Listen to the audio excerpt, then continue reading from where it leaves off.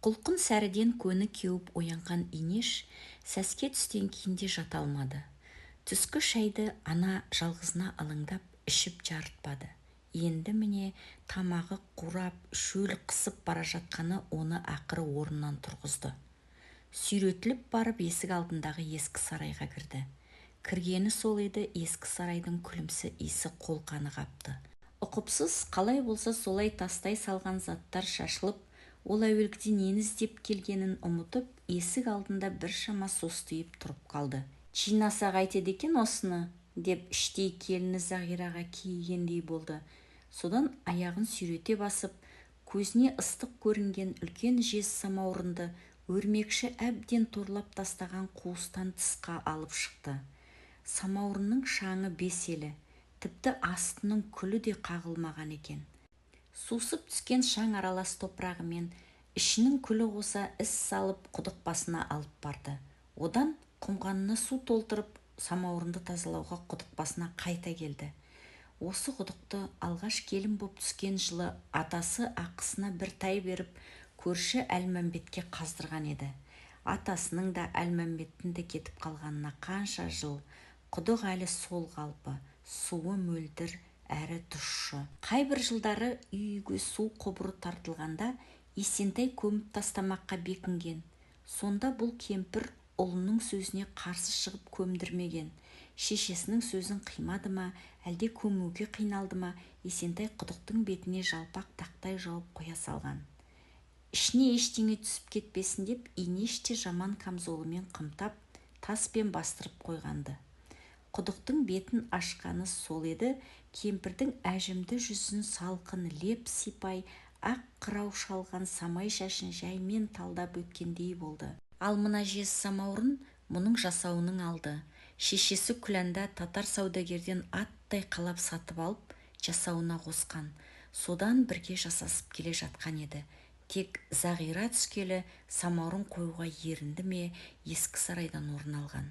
Неге екенін қайдам, Инештің осы самаурыннан ішпесе шөлі қанбайтындай көрінеді. Кәрі кеудесін сүйретіп, ескі құдықтың басында тазалап отырысы мынау. Күн болса ми қайнатар ыстық.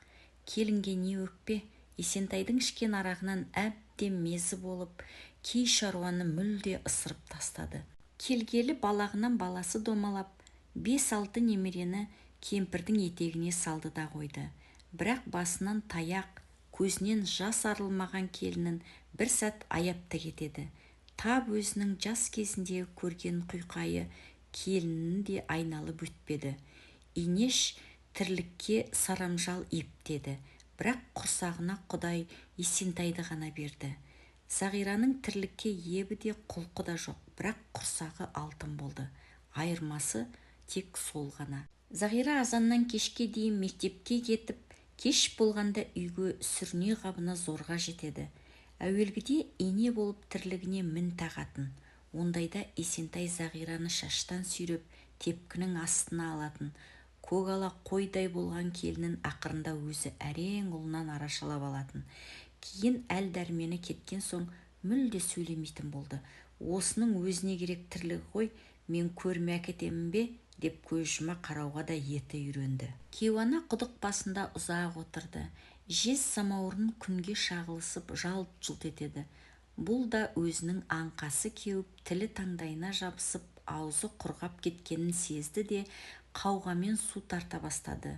Түбі тесік қауғаның суы құдықтан шыққанша орта бүйіріне таяп, кемпір самаурынға азын аулақ су құйып, бір шайқап төкті де, қалғанын ақтара сала, жерде майда шырпы теріп әкеліп, самаурынды ұштамақ болғанда сіріңке керек екен есіне түсті. Оған да үйге бару керек деп отырғанда, ақ жемі шыққан мәсісінің қонышында немерелерінен алып қойған сіріңкені көріп қуанып кетті. Самаурынды ұштап тағы да ойға кетті. Келіні задында жаман қатын емес. Қолында күректей дипломы бар көрші ауылдың қызы. Әке шешесі де момын жандар. Есентайының тоқпағына шыдап, төркінге бірде-бір рет қашпағаны қуантады бұны. Елдің қатынын көріп жүр ғой, қит етсе шашы жалбырап төркінге жүгіретін. Зағираның мұғалім екенін естігенде қайнысы Торсанға жүгірген. Торсан әке шешеден тұл жетім қалып, Немере ағасы, яғни мұның қайын атасының үйін паналаған еті тірі пысық жігіт. Бұл келін боп түскенде тырнақтай қара бала еді. Жатсынбай бауырына басты, маңдайынан сипап, қою көжесін алаламай беретін Инешті қайнысы да кәдімгідей пана тұтатын. Инештің қолында ер жетті, ширақтығынан оқуға түсті. Ақыры міне мектеп директоры болды. Есентайының басы екеу болып қуанғаны бар. Әрі өзі оқымаған соң мұғалім дегенді құдайдай көретіні бар. Әйтеуір Зағира осыларды бір ұшпаққа шығарар деген үлкен үміті мұны торсанға құстай ұшырып алып келген. Торсан ішкен көжесін, жеген нанын ақтады. Өткен күндері көкейінде сайрап тұрса керек. Бір сөзге келместен жұмыс қалды. Арақтан аузы босамаған Есентайы да сонда қарауыл. Бір-біріне сеп болып, ел болып кетер деген ой ғой мұныкі. Сол күні Инештің төбесі көкке жеткендей масаттанған. Бірақ Есентай бәрібір арағын тастай алмады. Кейде Торсанның ағалық ақылын да аяққа таптап ұятқа қалдырып жүрді. Сонда да Торсан Инеш алдындағы ұятты бәрінен жоғары қойды. Есентайдың кей қылығын көрсе де көрмегендей сыңай танытты. Екі иығынан дем алған самауырын ысқыра жөнелгенде Инеш кенет селк ете қалды. Қойған шайының әне-міне қайнап қалғанына балаша мәз болған күйі тік көтеріп алмақ болып еді, белі кілт ете қалды. Білектен де, белден де күш кеткелі қашан. Инеш ауыр күрсінді де, бүкірейген қалпы зілдей самауырынды сақылдатып үйге әрең жеткізді. Иісі бұрқыраған құрғақ шайды уыстап салып, қою етіп демдеп, сүт қатып, дастархан басына бел жаза отыра кетті. Кеседегі күрең шай ерніне тигені сол еді, зырқыраған белді ұмытып, шекесі жазыла бастады. Ыстық шай тамыр-тамырды қуалап, жанын жадыратып, әп сәтте шеміршектей қатқан қара кемпірдің буын-буынын босатып, бұрқ еткізіп тер шығарды. Осы шайды аңсағалы қанша күн. Діңкесі құрып, өзі шай қоя алмасын сезіп, тоқтың шайын місе тұтпай, қабағынан кіржің кетпей жүреді. Енді міне, бүгінгі ширақ қимылына өзі де риза сияқты бір серпіліп, көңілі марқайып қалды. Жалғыз өзі бабы келіскен ыстық шайды сораптап ұзақ ішті. Көні қурап, аңқасы кеуіп қалған екен. Құдық суына, самауырынның шайына не жетеді, деді іштей масайрап. Байдан, баладан көрмеген рахатты шайдан көрдік-ау, деді бір сәт ауыр күрсініп. Бағанағыдай емес, кәрі сүлдері жеңілдеп, маңдайынан шыққан шып-шып терді көйлегінің кең етегіне сүрте салды да тысқа шықты. Осы шай екен ғой мені құртып жүрген. Баяғылы бері өзім осылай қойып ішсемші, деген оймен есік алдындағы көлеңкеге келіп, дөңбек үстіне отыра кетті. Түс ауып, күн қызуы қайтыпты. Әлгі жалғыз осындай ми қайнатар ыстықта қайда жүр екен, тағы да ішіп жүрмесе не қылсын, деген ой кемпірді тағы шырмап алды. Алма ағашынан алысқа түспейді дегені рас екен. Осы Есентайын бетінен қақпай өбектеп өсіріп, алдына барын тосты. Бірақ аузы арақтан құрғамаған әкесі Байғараның нақ көшірмесі бола қалды. Байғарадан Инеш перзент сүйгені болмаса, шекесі шылқып қызық көрмеді. Арақтың соңында құрдымға кетті. Адам қылам деп қанша сүйреледі, болмады. Ақыры ажалға беріп араша тапты. Атасы жарықтық сондай асыл кіседі. Байғараның араққа неге үйір болғанына Инештің ақылы жетпейді. Кейуана сыртта өз ойымен арпалысып отырғанда шашы қобырап Зағира шықты.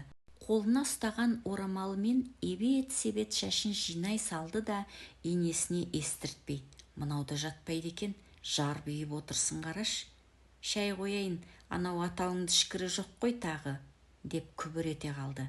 Кіре берістегі тоқ шайнекті алып, кранды ашып, су толтырып, ішке алып кіріп кетті де, артынша әлі суып үлгермеген самауырынды алып шықты. Сіз де бір қайдағыны шығарады да жүреді екенсіз, мен бір шайдан қағып жүргендей. Не мынау, деп енесінің алдына діңк еткізіп тастай салды. Ыстық су лақ етіп кемпірдің тізесіне, одан мәсісінің қонышынан сорғалай аяғына төгілді. мәсісін шеше алмай қалбалақтаған күйде. Ойпырмай, шырағым, күйдірдің ғой, деген кемпірдің үні аянышты естілді. Сонысы сол-ақ екен, қайдан сап ете қалғаны белгісіз Есентай шыға келді. Манағы көріністің бәрін сырттай көрсе керек, келе не істерін білмей аңыраған Зағираны құлақ шекеден қойып қалды. Зағираның ащы дауысы баж етіп, орамалы бір жаққа, өзі бір жаққа ұшып түсті. Шашы жалбырап қашуға ыңғайлана берген оны Есентай тырп еткізбей, басы көзіне шойын жұдырығымен төпелей берді. Зағираның бет-аузы лезде қан-жоса болып шыға келді.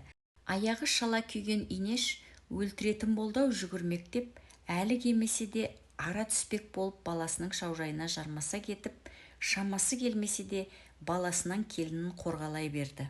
«Шешеме не істедің сен, қатын?» деп аузы боқтыққа толған дәу қара ештеңеге қаратар емес. Үстінен арақ иісі мүңкіген, оған керегі де осы жанжал сияқты. Жан ұшыра қалбалақтаған бір жапырақ кемпірге Зағираға сілтеген тоқпақтай қолы кеп тигенде, кейуана мұрттай ұшып самаурынды құшақтай қимылсыз жатып қалды. Қыңқ деп дыбыс шығаруға да дәрмені жетпеді. Тыстағы шудан үрке оянған үлкен немересі құстай ұшып келіп апа деп шыңғыра құшақтай алғанда ғана Нойыс ұл кілт тоқтады. Қимылсыз кемпірдің басынан аққан қараған самаурынды айғыздай жерге тырс-тырс тамып жатыр екен. Зағира апа деп баж ете қалды. Апам өліп қалды ма? Сіз өлтірдіңіз бе? Апа, көзіңді ашшы, апа, маған қарашы, деп немересі аңырай жөнелгенде Есентай сілейіп тұрып қалды. Артынша шүйкедей кемпірді жерден тік көтеріп алғанда кемпір әлсіз ғана дем алды да үзіліп кетті. Аяқтарынан жан кете дірілдеп, қара жерге қос тізерлеп отыра кеткен маскүнем ұл есін жиғандай анасын қапсыра құшақтаған күйі өкіріп қоя берді.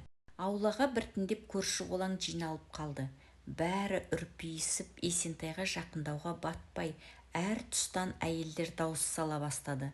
Мастығы тарқаған Есентай анасының жансыз денесін алып, құшағынан босатпаған қалпы, бір айтқан сөзін мың қайталап, өзегін ит тырнап, кешірім сұрап, өкіре берді. Содан бері біраз жыл өтті. Күнде жез самаурынды жалтырата тазалап Зағира шай қояды. Есентай сол бір жылдан кейін аузына мүлдем алмайтын болған. Қайта Зағираға жалтақтап шай қоюын жиі өтінетін болды. Тұңғыш ұлдары алдағы айда келін әкелмек. Соның тірлігіне Зағира әрі-бері шапқылап әуре. Есентай ішуді қойғалы үйге береке мен жылу кіргендей. Енді келін келсе, арғысы шешесіне арнап ас беру көптен ойында жүр.